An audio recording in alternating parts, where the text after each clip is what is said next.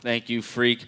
Definitely a better game there by Gambit. They looked a little bit more into their normal form. So we have to give them a little bit of credit for bouncing back, as we said they should be able to do after getting, thrown that curveball in the first game and taking that first loss. Something I do want to look at immediately, though, is the champion select. As we said, we were looking for some things to kind of flip-flop around. We actually saw both teams go with a fairly late game scaling comp this time, which, when you have that Cog versus the Trist, I feel like SKT, their playstyle didn't quite match it. They played a little too aggressively from behind, given the late game comp. Yeah, I agree. I think the biggest thing into how the game quickly spiraled out of control was the mid lane matchup, in which Syndra can bully Zed early game, but she took exhaust, meaning that she was preparing to go really, really late and let Zed get away with a relatively easy laning phase. Had she taken Ignite, she would have gotten multiple kills in mid lane, as we saw, and just would have been able to put a lot more pressure and be in just a better commanding position in the early game. Because all you need to do against that team comp that Gambit had, keep Zed down, then group as 5, and you have a massive wombo combo team comp, which isn't really like, it's just Kog'Maw Syndra, right? You can't really go into that with Vi. Like, you're going to get killed if you're Vi into that. And then what happened was Syndra wasn't able to get that lead because with time she tried to kill mid lane, she had exhaust, and she flashed forward while Vi was in front of her and gave one kill to Vi. And once Vi gets going, she was able to snowball multiple places around the map, middle again, basically, and get Zed further ahead. And when Vi gets ahead, she can also do a really quick dragon. Where we saw Gambit take the first dragon, I think, like a 13 minutes, which is valued pretty highly. And with the 2-0 Zed, Zed's able to just go rampant, and there's no threat of him getting killed because Syndra has exhaust, and Kha'Zix went for E-evolution first. So he's just banking on his team setting him up, and it just never got to that point. Dominate, we talked a lot about the mid matchup while we were watching it back here. And something else that was brought up was the idea of holding on to that Syndra ultimate, because he was very willing to throw it out to try and force the Zed out of lane. But I want to get your thoughts on, as a jungler, you kind of mentioned that holding on to your ult actually for when the enemy jungler comes to gank can be rather useful. Yeah, I think that it's smarter in that situation to save your ult for all-in potential rather than just using it for chunk. Excuse me. If you use it for chunk in that situation, you're not... You don't have any threat. Like, the Vi can dive onto you, and there's no threat that you can kill him. As a jungler, when you gank a Syndra, it's always in the back of your mind, like, okay, I can get one shot. If I engage in the wrong spot, like, I'll be trading 1-for-1 versus Syndra. So I think the Syndra should have been looking to, like, chunk him with Qs, chunk him with Es, but save the ultimate for when Vi comes. And when Vi comes, just all in the Vi, just try to get a kill and trade 1-for-1. I also do actually want to jump all the way back to the beginning of the game, because we had a pretty interesting level 1 kind of shenanigans, couple kills traded back and forth, buffs being stolen and things like that. Dominate, I know you wanted to speak to this. Yeah, there was a really unique opportunity for that game for Gambit to get a 4 buff. It was really, really possible. And all they needed to do was, after Gambit had forced them off the red, the Vi needed to back off immediately after he got the blue, because that's a stealth mission. When you're going onto the weak side of your map, you don't have coverage from your duo lane. So they're banking on getting that blue before the bot lane can rotate, or in that case, their top. But before the duo lane can rotate to you, you need to be able to get the buff and get out. And if they get that buff, they can re-rotate over to the enemy red that's still up, and that's their strong side. If they have just Thresh waiting there, the Kha'Zix can't actually start the buff, and you'll get the enemy red, the enemy blue, you already have your red, and then you just back off to your blue. You have a 4 buff start, and that will essentially end the game. Yeah, we saw at that point, too, that Vi had the Vault Breaker, so it would have been possible for her to go right back over that blue wall and get to safety much easier than getting caught in the river there. Although, we have to say it was a pretty fantastic flash by Nami there in the river, blocking the Vault Breaker to secure that kill.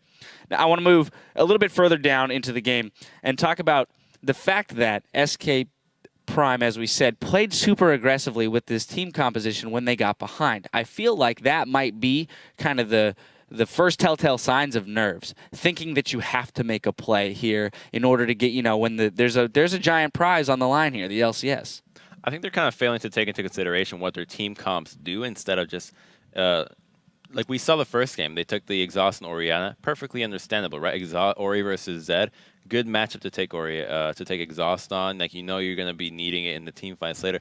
But Syndra versus Zed, that's definitely not one that you're going to need that later on.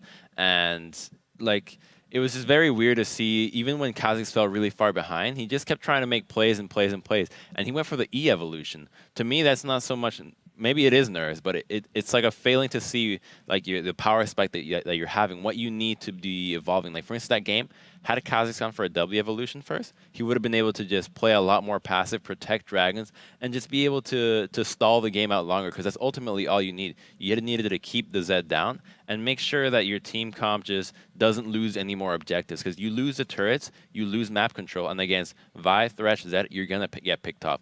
They just needed to prevent towers from dying as early as possible, stall them out until you get the Kog'Maw late enough that Kog'Maw with Nami can pretty much just walk around and just chunk everyone, kill everyone with Syndra to protect, and perhaps a Kha'Zix W evolution.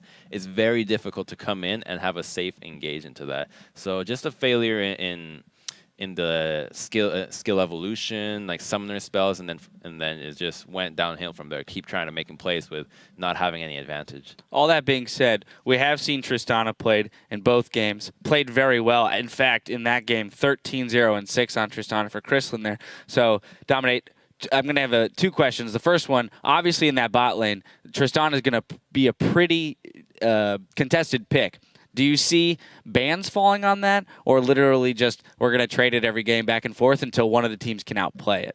I personally think it's going to be traded. I think a team's going to try to get an OP, and like let's say the purple side team will give up one OP and try to get Trist and then something else that they value, and that's how the ban pick phase will benefit them most. If they ban it, then they could just be giving up an OP for nothing, and then there's no real benefit coming out of your pick ban phase. But I think if you just play smart, you opt to early rotation the Trist on purple side, I think that you can just get it every time.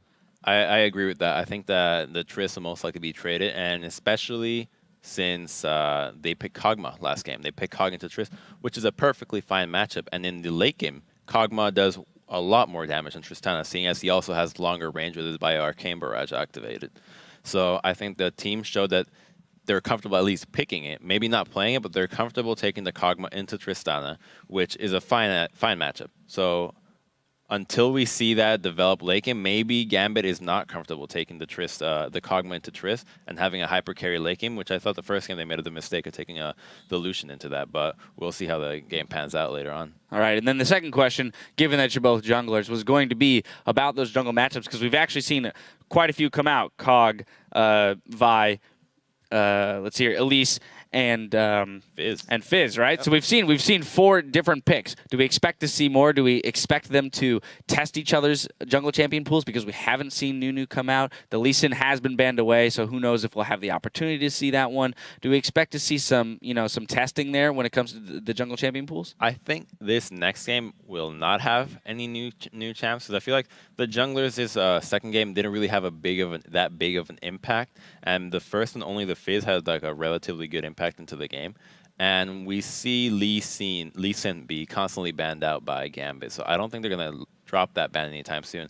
And they're not known, like Gambit's jungler and SKP's jungler aren't known for playing like a new champion, so I don't see them picking that necessarily. And seeing as how the games aren't necessarily revolving around the jungle pick, I don't think it's a good idea to start banning junglers away. So I could just see them picking the same things that have worked for them in Game 1 and Game 2 for the teams respectively.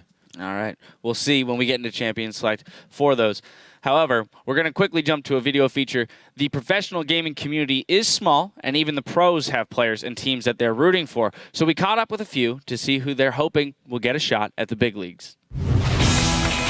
One of the players that I actually like a lot and that I would not hold against if he got into the LCS is actually Mashed. I think that don't match me and Sheep deserve it. Now that they're together, I think they mesh really well. They're really friendly, so that helps a lot too. I'm really grateful for the people that said that they hope I make it back in. That's what keeps me going, always playing well and just being yourself. In particular, I would say Porpoise Pops is a good player, and he's also an old teammate of mine. So I would actually like to see him make it in the LCS, just not taking our spot for it. We're good friends, so if we do win against Complexity, I want VODS to make it back into the LCS. I think Porpoise Pops is a really good Zoiki jungler that hasn't really seen that much light yet. If they do manage to qualify, then he's going to be a jungler to watch out for. I actually have some friends in SK Prime. I know some of them, they're really cool guys. There's some guys who are playing really good, like Dizzy Saxi from Unicorns of Love or Smithy J. I just hope that some of my friends in Europe get back in and finally get the recognition they deserve. Everyone can deserve it, but they have to show that they are worthy to be an LCS and beat an LCS team. Now, both of you being pro players, I have to ask, are there any challenger players that you're looking at that you really hope have the opportunity to make it into the LCS? I think the one we talked about before earlier after talking about the CLG and Chris Academy games, Bunny Fufu. I mean, we know when he came into the LCS last split, he was doing good work, and we see that consistently throughout the Challenger series. And, I mean, it's not just Thresh. Honestly, his positioning in some of the games, his ultimates have been really top-notch, and I'd like to see a player like that get the opportunity to stay in the LCS for more than one split. All right. Dominate, from what I've heard from you about Bunny Fufu, I have to imagine you're going to go with the same person. Yeah, Bunny is one of my favorite players I ever played with. He is this, like, this God-given talent to play support that I haven't seen in anyone that I've ever played with. Like, he doesn't have as good game sense, which kind of just comes with experience, but his straight-up mechanics and his prediction and his skill shots are so next level that if he gets to the same level as the other professional NA supports in terms of game sense, he's going to be an absolute beast. He'll be the best support in NA. All right. Well, he may still have an opportunity through the expansion tournament, and then who knows if any LCS teams will be looking at him. But we are going to head off the Rift while the teams set up for Game 3 between Gambit Gaming and SK Prime. We'll be right back with more of our Spring Promotion Tournament. Stay tuned. Oh, yeah.